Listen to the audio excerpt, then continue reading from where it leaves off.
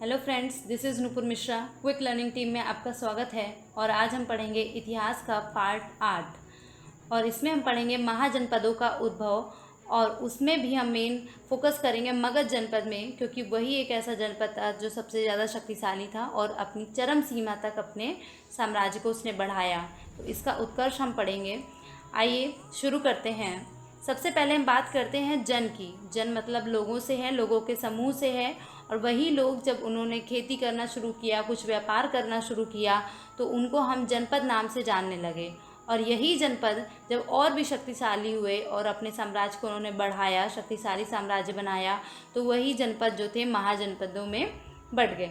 महाजनपद जो है, हम महाजनपद ही पढ़ेंगे जो हमने अभी आपको बताया। तो ये जो महाजनपद है ये क्या है? बौद्ध ग्रंथ के अगुत्तर निकाय तथा जैन ग्रंथ के भगवती सूत्र से हमें ये पता चलता है कि 600 ईसा पूर्व जो हमारा ये भारतवर्ष है वो हमारे 16 महाजनपदों में बटा हुआ था। तो ये 16 जो महाजनपद है इनके बारे में बात करते हुए ये पता है कि इसमें जो शासन था वो गणतंत्रीय तथा राजतंत्रीय शासन था। गणतंत्रीय आप समझ रहे होंगे, जनता द्वारा चुना गया राजा, और राजतंत्रीय मतलब राजा का ही बेटा राजा। अब हम बात करते हैं इन 16 महाजनपदों की। तो इस मैप से आप देख सकते हैं कि किसकी कहाँ क्या स्थिति थी इन 16 महाजनपदों की। आइए देखते हैं इनको लाइन टू लाइन।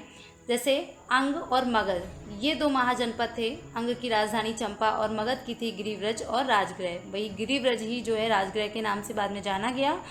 तथा जैसे ये अंग जो हमारा महाजनपद है, अगर हम वर्तमान स्थिति की बात करें तो जो हमारा बिहार का भागलपुर और मुंगेर का क्षेत्र है ये अंग था, और जो मगध है वो हमारा बिहार का पटना गया था। ठीक है।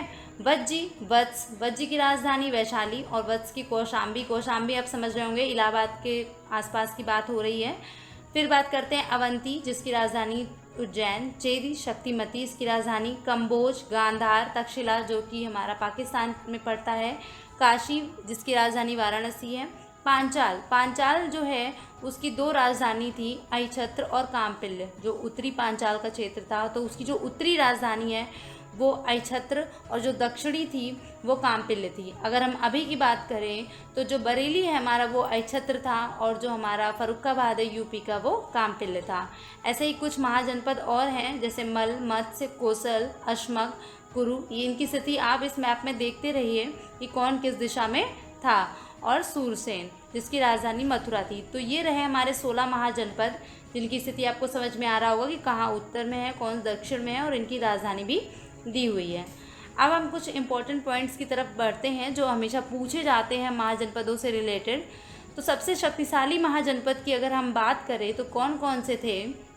मगध, कौशल, वत्स और अवंती, ये सबसे शक्तिशाली महाजनपद माने जाते थे। अब इनमें एक मात्र जनपद इन 16 महाजनपद में वो कौन था जो दक्षिण भारत में था? तो अभी आपने अगर ध्यान से देखा होगा नक्शे में तो आपको समझ में आ रहा होगा कि वो कौन सा जनपद था। अश्मक, जो कि गोदावरी नदी के किनारे स्थित था। अगर आपको वीडियो पसंद आ रहा है तो प्लीज़ सब्सक्राइब करना ना भूलें, लाइक करिए, शेयर करिए फ्रेंड्स को, और कमेंट करिए। अब आगे बढ़ते हैं। गणतंत्रीय व्यवस्था किस किस महाजनपद में थी? तो वो थी वज्जी तथा मल महाजनपद में, और बाकी सभी जगह राजतंत्रीय व्यवस्था थी। अब आगे बढ़ते हैं कुछ और इम्पॉर्टेंट पॉइंट्स को लेकर के कि ये जो महाजनपद हैं उनके प्रमुख शासक कौन कौन थे। प्रमुख शासक की बात से रिलेटेड ये मतलब है कि ये जो शासक थे ये बहुत ही शक्तिशाली थे। अब जैसे अंग है, इसके कौन से शासक थे? ब्रह्मदत्त। मगध, इसके थे बिंबिसार, अजातशत्रु, ये नाम आपने सुने होंगे। वत्स, उदयन, ये भी आपने नाम सुना होगा। अवंती, इसके थे चंद्रप्रद्योत, और कौशल, इनके थे प्रसेनजित। तो ये कुछ शासक थे जो पेपर में पूछ लिए जाते हैं। एक एक्स्ट्रा क्वेश्चन में ये ले लीजिए, ये क्वेश्चन पूछा गया है लिच्छवी वंश, ये किससे रिलेटेड था, किस महाजनपद से? तो ये वज्ज से रिलेटेड था, और इसकी राजधानी मैं आपको बता चुके क्या थी, वैशाली। अब हमने कहा था आपसे कि हम मगध की बात करेंगे क्योंकि वही अपनी चरम सीमा तक गया था, फैला हुआ था, विस्तार किया था। तो मगध की बात करते हैं। तो सबसे पहले अगर राजवंश की स्थापना की बात करें तो जरासंध के पुत्र बृहद्रथ ने इसकी स्थापना की थी, और इसी के नाम पर इसके वंश का नाम पड़ा। कौन सा? बृहद्रथ, ये वंश था। और इसके अंतर्गत कौन कौन से वंश थे? दूसरा हर्यक था, तीसरा शिशुनाग था और चौथा कौन सा, नंद वंश। तो इन चारों वंश के बारे में हम पढ़ते हैं। पहला जो वैदरथ वंश था उसके बारे में हमने आपको बता दिया कि इसके शासक कौन थे, इसकी स्थापना किसने की थी। मेन हम हर्यक वंश को पढ़ेंगे क्योंकि इससे क्वेश्चन आते रहते हैं। तो हर्यक वंश की तरफ चलते हैं। तो हर्यक वंश में 545 ईस्वी पूर्व में जो संस्थापक थे इसके, बिंबिसार, मतलब 545 ईसा पूर्व में बिंबिसार ने इसकी स्थापना की और इसकी राजधानी किसको बनाया, राजगृह को बनाया। ठीक, और इसको किस अन्य नाम से जानते थे, किसको, बिंबिसार को श्रेणिक नाम से जानते थे। ये कहाँ हमको पता चला, जैन साहित्य में इसका वर्णन है कि बिंबिसार को श्रेणिक नाम से भी जाना जाता था। और इसने क्या किया, अंग राज्य को मगध में मिलाया। मगध क्यों इतना फेमस हो गया, क्यों इतना बढ़ता गया शक्तिशाली, क्योंकि वो क्या करता था, जो दूसरे महाजनपद थे उनके राजाओं को हरा करके उसके राज्य को अपने राज्य में मिलाता था और अपने राज्य का विस्तार करता था। तो इसने ब्रह्मदत्त को हराया, हमने बताया था अंग के शासक थे ब्रह्मदत्त, जो खुद भी शक्तिशाली थे, उनको हरा करके मगध में मिला लिया। ठीक, और इसके जो राज्य का एक प्रमुख राजवैद्य था वो जीवक था। आपको ने सुना होगा ये नाम, जीवक। और ये इसने कहाँ कहाँ इसको भेजा था, तो महात्मा बुद्ध की सेवा में भेजा था और अवंती के राजा चंड प्रद्योत के इलाज हेतु इनको भेजा था, राजवैद्य जीवक को। इसमें एक खास बात ये भी है कि जो बिंबिसार हैं इन्होंने 3 विवाह किए थे। विवाह की बात करें तो ये विवाह किससे किससे किए थे। पहला महाकोशला, जो कि कौशल नरेश प्रसेनजित की बहन थी।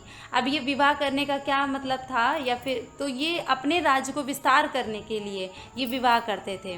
ठीक है, और दूसरा अपने शक्ति के दम पे उसको राज्य में मिला लेते। तो इस तरह से वो मगध का विस्तार करते थे। अभी आपने पढ़ा भी था, कौशल हमारा एक महाजनपद था, तो उनके शासक प्रसेनजित की बहन से इन्होंने विवाह कर लिया। वैशाली के चेटक की पुत्री चेलन्ना से किया।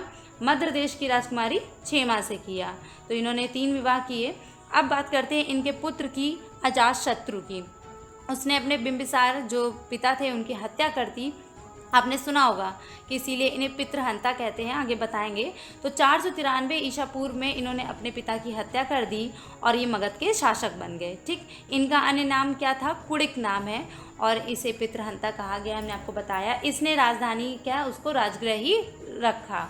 ठीक है, अब कौशल नरेश जो अभी हमने बताया था, उनको प्रसेनजित को पराजित करके अब की उनकी पुत्री वज्रा से विवाह कर लिया। किसने, अजातशत्रु ने। बिंबिसार ने किससे किया था, उनकी बहन से किया था, और उनकी पुत्री से किसने कर लिया, अजातशत्रु ने। अब हम बात करते हैं अजातशत्रु के भी पुत्र की, जिसका नाम था उदयन। उसने अपने पिता की हत्या कर दी, मतलब अजातशत्रु की, और वो मगध का शासक बन गया। कब, 461 ईसा पूर्व में।